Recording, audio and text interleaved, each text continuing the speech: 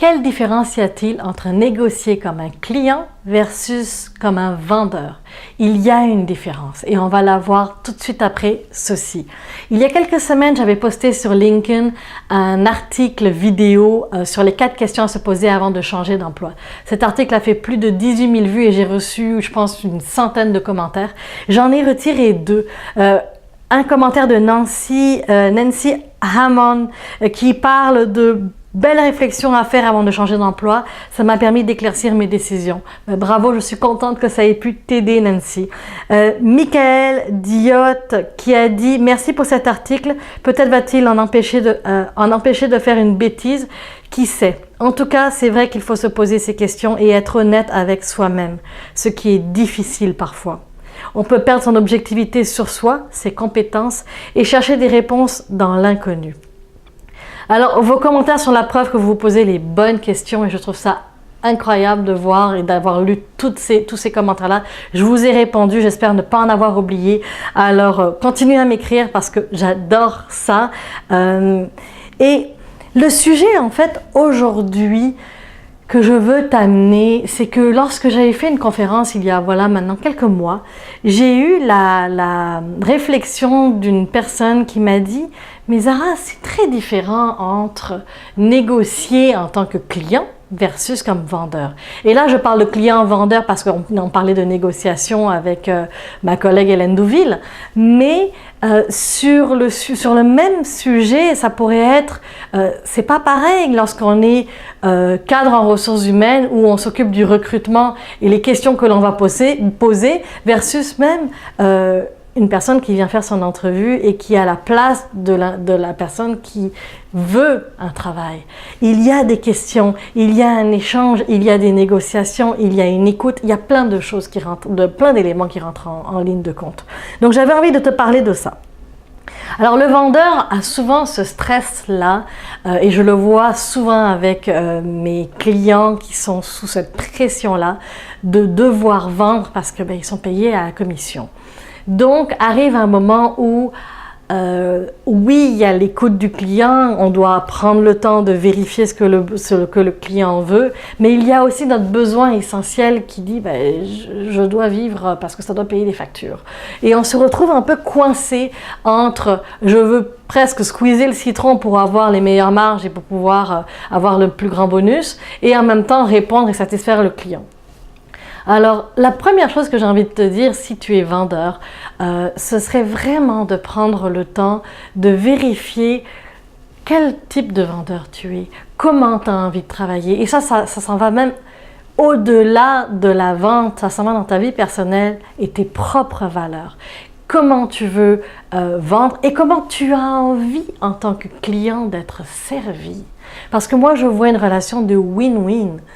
Le vendeur doit poser des questions et être à l'écoute de son client. Et le client doit aussi oser poser ses questions, oser dire ce qu'il pense pour avoir ce qu'il veut. Et aussi, le souci du client, c'est d'avoir la meilleure qualité-prix. Donc, parlez-vous des vraies choses au lieu de tourner autour du pot. Soyez humain. Soyez humain. Et des deux côtés, c'est vrai on a la sensation que tout le monde veut tirer la couverte, mais il y a un juste milieu. Il y a un endroit où vous allez être contents tous les deux. La même chose lorsque vous êtes en recherche d'emploi, de prendre ce temps-là, de vérifier, est-ce que l'autre va me poser des questions? Oui, et c'est normal parce qu'il veut vérifier s'il y a un bon fit pour son entreprise, mais vous avez le droit de poser aussi des questions sur l'entreprise, avec quelles équipes de travail vous allez travailler, où est-ce que vous allez travailler, dans quel lieu, est-ce que vous allez être dans un bureau fermé, est-ce que vous allez être dans des open space, parce que j'ai même eu à un moment donné une cliente qui me disait « je suis plus capable de travailler avec les open space, il y a trop de bruit, je n'arrive pas à me concentrer ». C'est une question qu'il faut poser si tu es dans ce cas-là. Et ça fait partie de la négociation, ça fait partie de mieux connaître dans quoi tu t'embarques. Il arrive beaucoup trop souvent des personnes qui n'osent pas dire les choses, qui n'osent pas demander pour répondre à leurs besoins. Et ça, pourtant, ça éviterait tellement de tracas de poser tout simplement la question.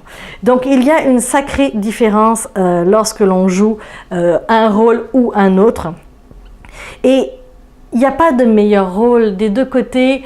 Si vous avez choisi le rôle de vendeur, il y a une raison, c'est parce que vous aimez ça.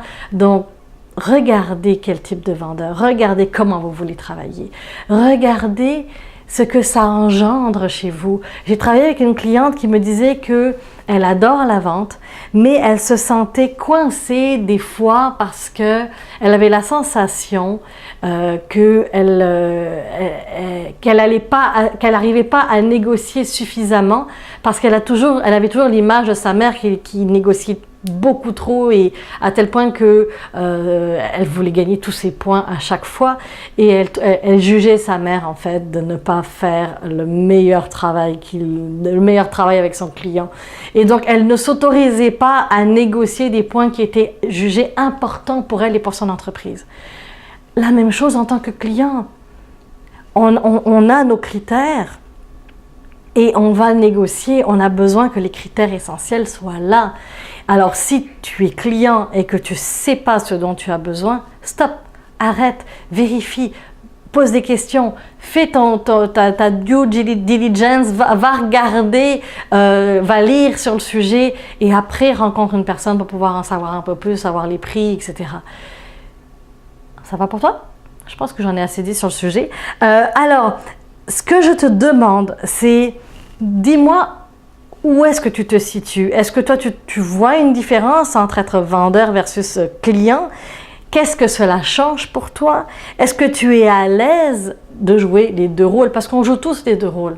On a tous des ventes à faire pour les entrepreneurs, on a des clients à aller à démarcher, on a des prospects, on a même dans les projets, ne serait-ce qu'une personne qui a une idée en entreprise, qui veut passer son idée, aller chercher des personnes qui vont l'appuyer dans son idée, elle doit savoir quels sont ses besoins, quels sont les besoins de l'entreprise et aller vendre son projet. Donc, arrête-toi et parle-moi de tout ça.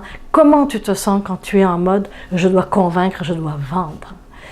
La semaine prochaine, on va parler d'entraide au travail. C'est un sujet qui me tient beaucoup à cœur.